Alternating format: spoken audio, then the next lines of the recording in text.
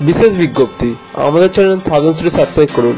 আপনাদের ভালোবাসা ও সহযোগিতা আমাদের একান্ত কাম্য। ধন্যবাদ। হ্যালো বন্ধুরা, সকলকে স্বাগত জানাই গোপালবাড়ির গল্পের দুনিয়ায়। আমার নাম সৌরিশ এবং আমাদের চ্যানেলের নাম হলো থাউজেন্ড স্টোরি। আজকে আমাদের চ্যানেলের উপস্থাপনা হলো অর্ধ ভোজনে অর্ধ দক্ষিণা দান নামক গল্পটি। চলো বন্ধুরা, দেরি না করে আজকের গল্পটি শুরু করা যাক। অর্ধ ভোজনে অর্ধ দক্ষিণা দান। এক হোটেলে হোটেলওয়ালা ও তার কোন বন্ধুর সঙ্গে কথাবার্তা হচ্ছিল। এমন সময় দেখে যে গোপাল হোটেলের সামনে দাঁড়িয়ে।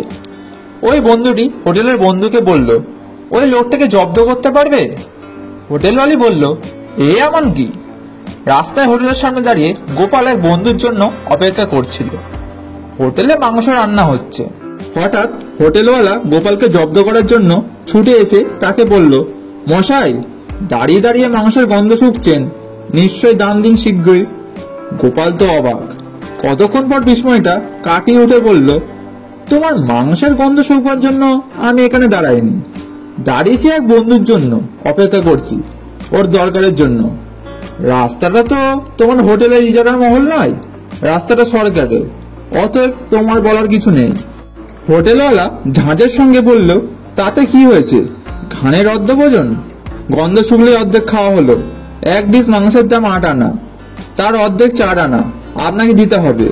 তখন 8 আনাতেই বড় এক প্লেট মাংস পাওয়া যেত।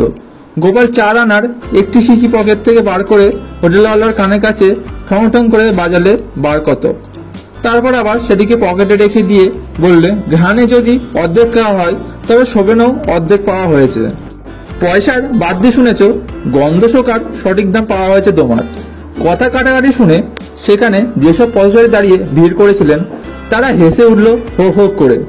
হোটেলওয়ালা মুখ্যের মতো জবাব পেয়ে মুখটি চূর্ণ করে হোটেলের ভিতর চলে গেল। গোপালের ওপর টক্কর দেওয়ার ইচ্ছা ছিল, কিন্তু গোপালকে জব্দ করতে এসে নিজেই জব্দ হয়ে গেল জব্বর ভাবে। এই গল্প থেকে আমরা শিক্ষা পাই যে অস্ত্র ছাড়াও কিভাবে বুদ্ধির মাধ্যমে একটি কাজ হাসিল করা সম্ভব, যার উদাহরণ হলো গোপাল নামক চরিত্রটি। আজকের গল্পটি কেমন লাগলো অবশ্যই কমেন্ট করে জানাবেন। দেখা হচ্ছে পরবর্তী কোনো ভিডিওতে। আজকের মতো বিদায়।